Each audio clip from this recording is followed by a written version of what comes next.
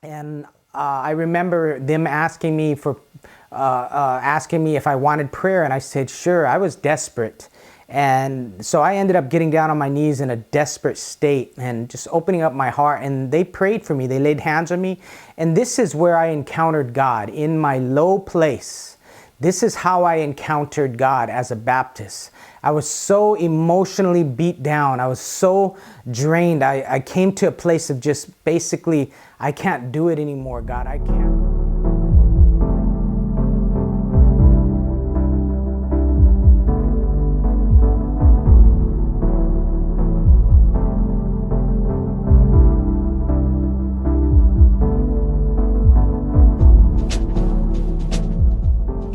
Friends, welcome to Light Metaphors. I'm Thomas Schwabe. I want to thank you again for tuning in to the channel.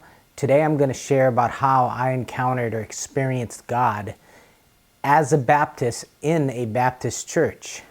This was in while I was 19 years old, in the beginnings of my walk with God.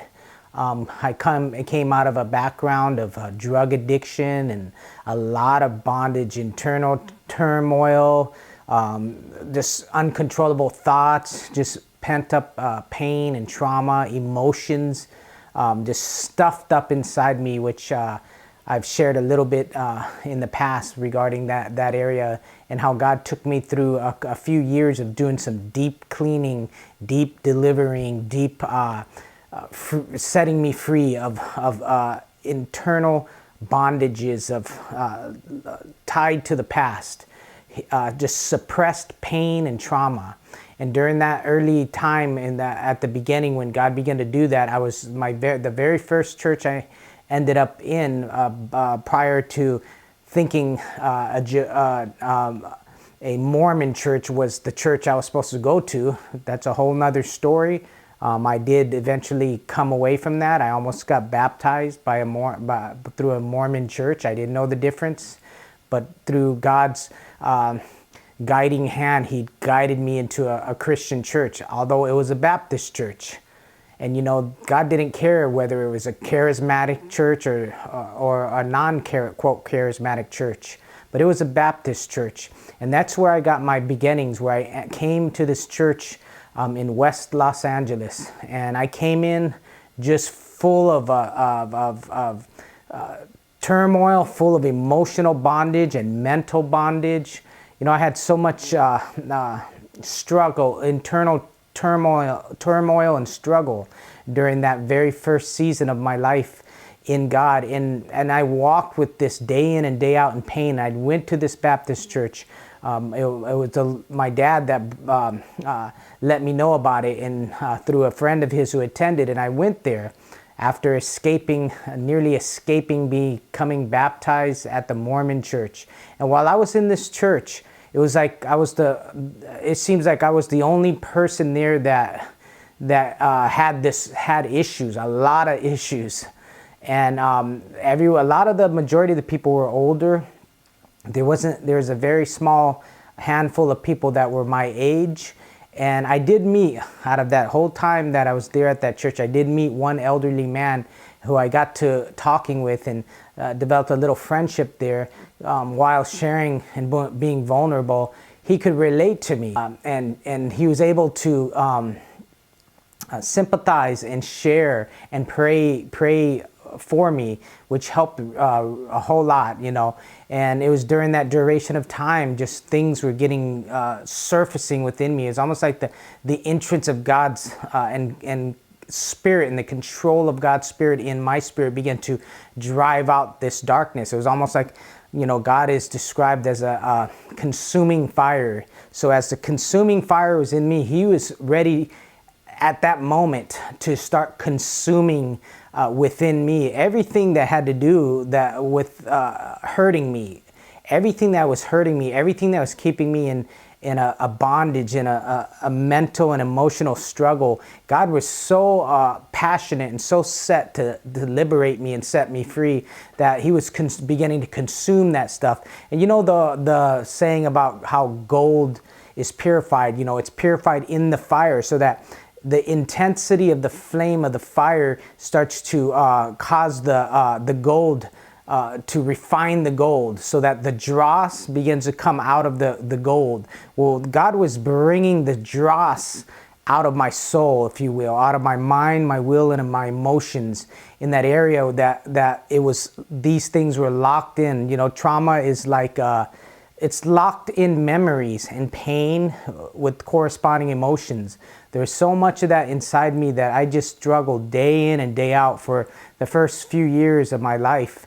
And it was painful. I mean, there were times where I wanted to kill myself. There were times where I just cried for months and months, you know, because I'm battling these thoughts in my mind and these emotions of pent up, painful emotions, and that were literally extracting life out of me. It was so exhausting that I'd go home day after day just weeping and crying and thinking, you know, thinking I just can't live a life. I can't live pleasing you. I can't fulfill what you desire, what I see in these scriptures, because I'm dealing with all these sinful thoughts and sinful patterns in these emotions pent up within me of anger and rage. And so I'd go home day after day, very often, repeatedly just crying and crying before God, you know, just like at the same time feeling the guilt and condemnation, self-condemnation, demonic condemnation coming at me because of the fact that I didn't get free of this. But it was so entrenched in me, I would just fight against it and could never overcome it on my own, and nor a lot of the things know what even the source of it was, because there was so much pain pent up inside me and locked up, that I didn't know the source of it, because it was rooted in childhood trauma, childhood when I was young. You know, a lot of times God, the enemy, will begin to target your life. He will set out to tweak your life, to bend your life, if you will, like to bend yourself when you're young, to really put a wedge inside you and really seek to, his whole intent is to destroy you. And that's what occurred in my life at a young age, in such a young age, that it really did bend me. I was bent internally, and I had it formed a self-hatred in my life. So I dealt with that self-hatred, and all that garbage as I came into the Lord was surfacing. It was like the fire of God, the flame of God, the furnace of God's presence was causing that stuff to surface and come out. And I had to walk it out. I had to walk it out in various steps with God as He led me.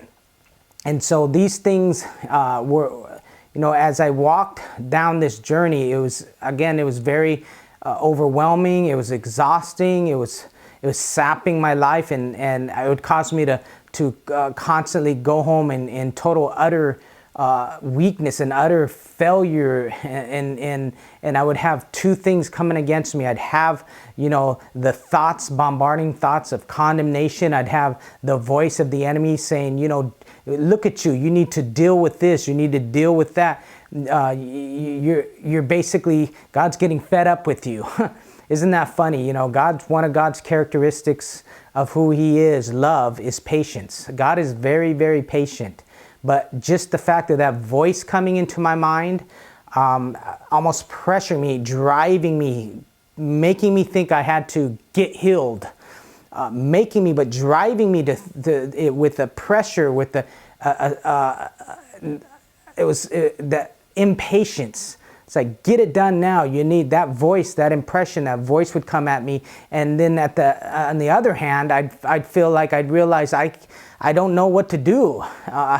I don't know where this pain's coming from, this anger that's stuffed down inside me. I don't know, this rage that would come out of me. And it's like, get one voice telling me I need to deal with it. The other part of me is saying, I don't know where it's coming from. Where do I start? I don't even know the root. Why am I feeling this? Why does this stuff come out of me? See, both of these were bombarding me on both sides of my, and both at the same time.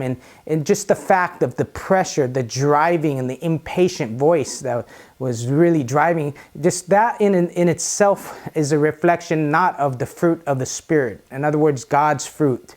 God, the characteristic and the fruit of God, the fruit of the Spirit of the Lord, which is God. And God has, there is a fruit behind his voice. There's a fruit, a characteristic, a spiritual, a fruit that is evident with God when he speaks. He's patient, he's loving, he's kind, he's gentle. He has, he's not impatient, he's not proud, he's not rude. All these are reflections of his character, of who he was. And these things were not reflected in the voice that I had pushing me and driving me, wanting to putting the burden all on my back. Just like Jesus described the Pharisees saying, you put a lot of burdens on men's backs. You put burdens on them. You don't even put out a finger to help them. And this is how that spirit was. It was that demonic spirit, religious spirit. And so during this time, I'm in a Baptist church. The very first year of my being born of the Spirit, the very first year, I was in this Baptist church. I escaped again the Mormon, a Mormon church, of becoming a Mormon when I didn't know the difference. And that's a whole nother story. The short part of that story is that God gave me discernment when I was hanging around with these people that were Mormons, that I didn't know who they really were, and their belief in light of the Christianity, true Christianity. God, during that time of spending time with them and almost becoming a member, God gave me discernment. So he allowed me to escape that, and then he opened the door and made a way for me to enter into a Christian church, which was a Baptist church.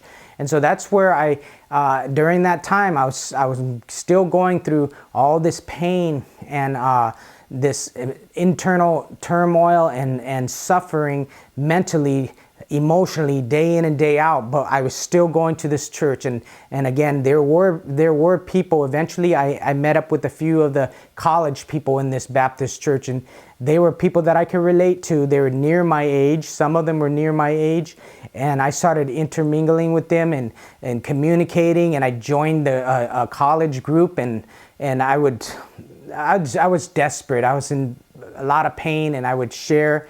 And one day I went to gather at a brother's house. I gathered with them at a college gathering. It was a college home group. I ended up gathering with them one night.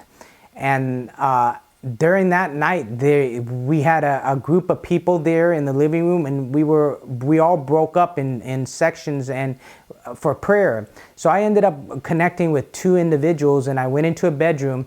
I met them, and they were visiting. These individuals were not from the United States. They were from some Pacific island. They were Pacific Islanders, but they were believers. And so I was in the room, and I remember them asking me if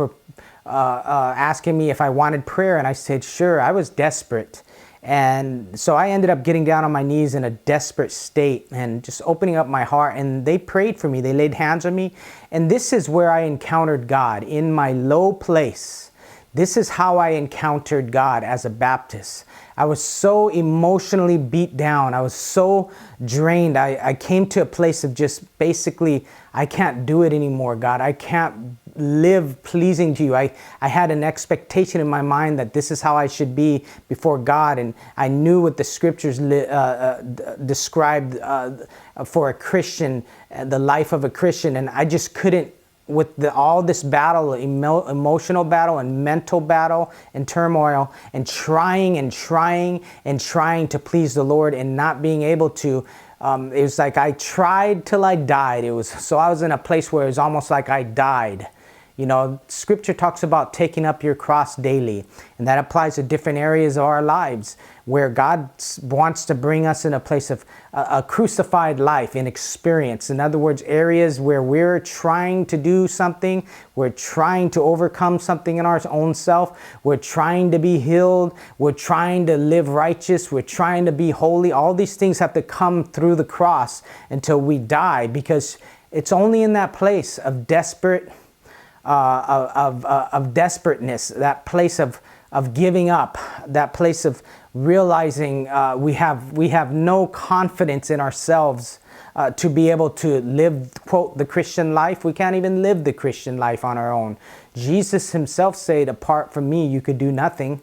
Paul himself realized that too. He said, I die daily. He realized that, it was the life of another, the exchanged life that came into him that was going to be the very energy, the fountainhead of energy to enable you to live, not only enable you to live, but to live through you, in union with you, through you. And so I was at that place. I was to the curb, as we would say it in the streets, man. I was to the curb, man. I was literally to the curb. It's like I had enough, man. Almost to the point of walking away from the Lord. I can't do this anymore. And as they laid hands on me, I encountered God in a Baptist church again.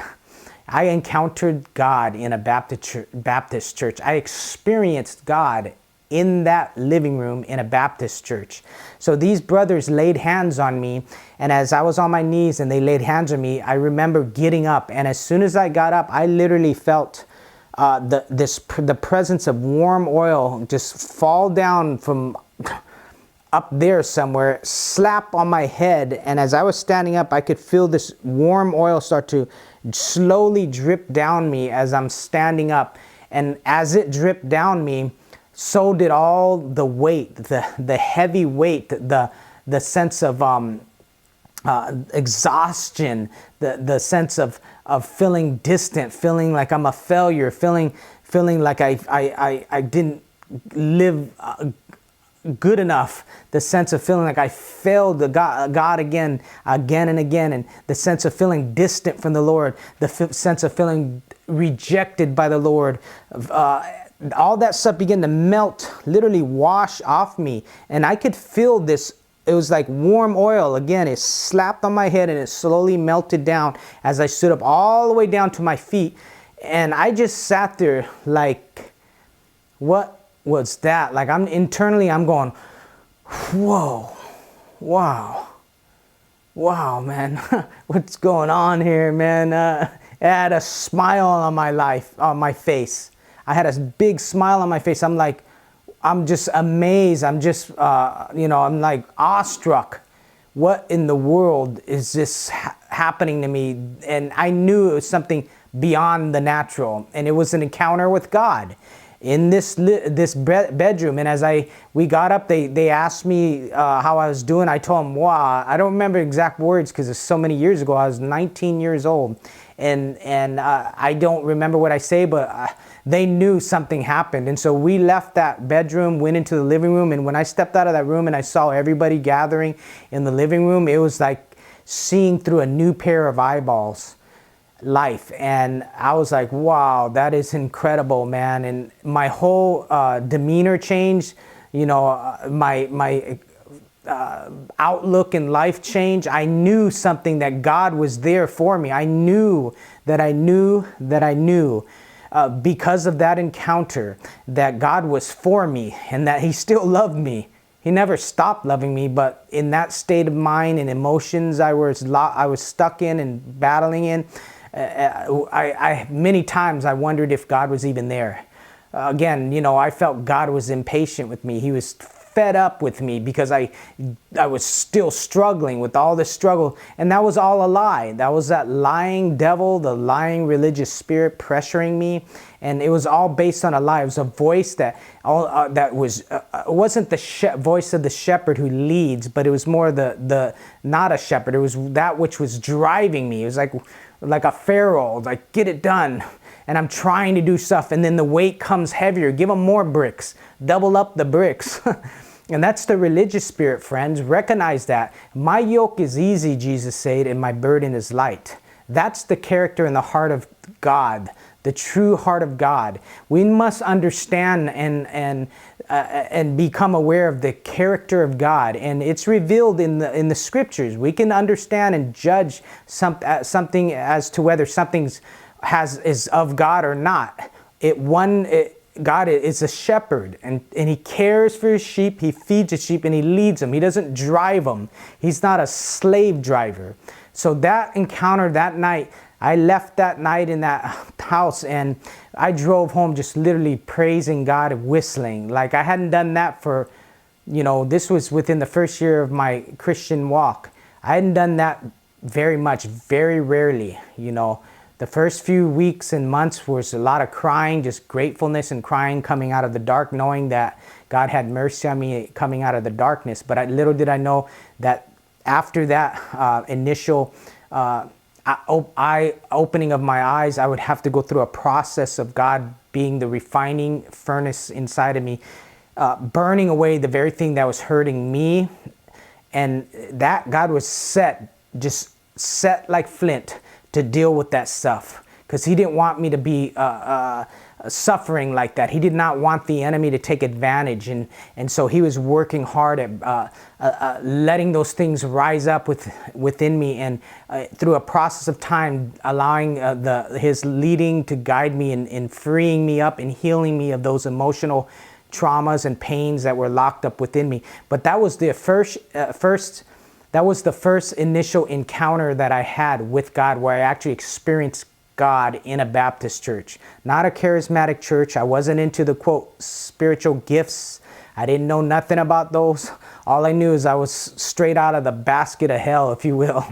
And I just came in as just someone that was delivered from drug addiction, violence, gang violence, drug addiction, perversion, sexual perversion, and came right into a walk with Jesus. And he began working in my life and heart and my mind right away, just progressively. But that encounter was the first encounter I ever had with God, where I encountered him in a way that was supernatural and very powerful, in a Baptist church. And I wanted to share this journey this encounter that I had with God. I wanted to share it to encourage you that God knows where you're at in your life. He is near to you.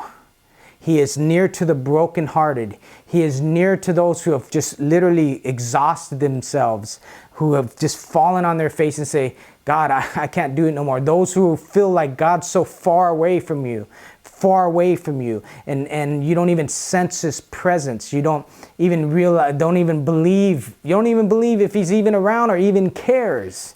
You know, many times I struggle. Lord, don't you care? Can't you see I'm trying to figure this out? Can't you see I don't know. I want to get healed. I'm running here and there and going to this book and can't you see? And I had this mindset and thinking in my mind, because of the influence of that religious spirit, that God was getting tired of me, and he was expecting me to heal myself, pretty much, basically to take care of myself. And I was in a place where I couldn't do anything anymore. I just flat on my face. And this is an encouragement to you. If you're in a place, anything like that, God is near your heart. He's near you. He's near your heart. He's near the brokenhearted. He's near the crushed in spirit. He's near those that are in turmoil in their minds, and they don't know what to do, but they're just falling on their face before the Lord. And he gives grace to the humble. And it's when we're in that place of humility, of being broken, if you will, shattered, unable to do nothing, and falling on the rock, that God will extend and reach out from within you, rise up from within you and touch you, give you grace to continue on.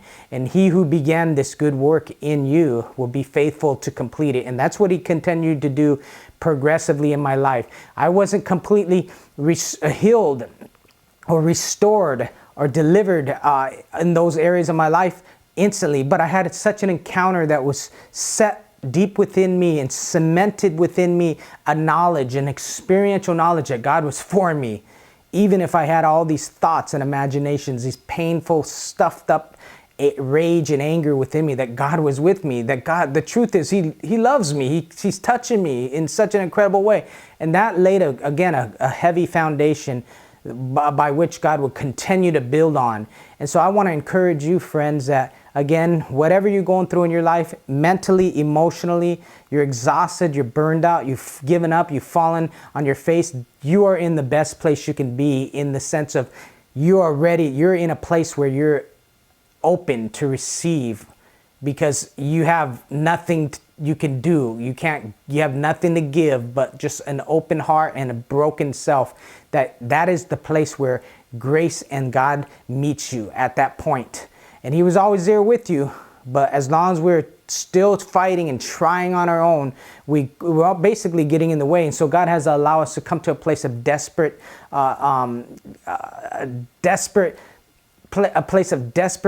falling on our face and giving up. Then he comes and manifests himself. I want to repeat that over and over again, because that's the truth. That is where God will meet you. That is where God will pour into you a grace. He gives grace to the humble. That is a place where we realize we can't do it on our own.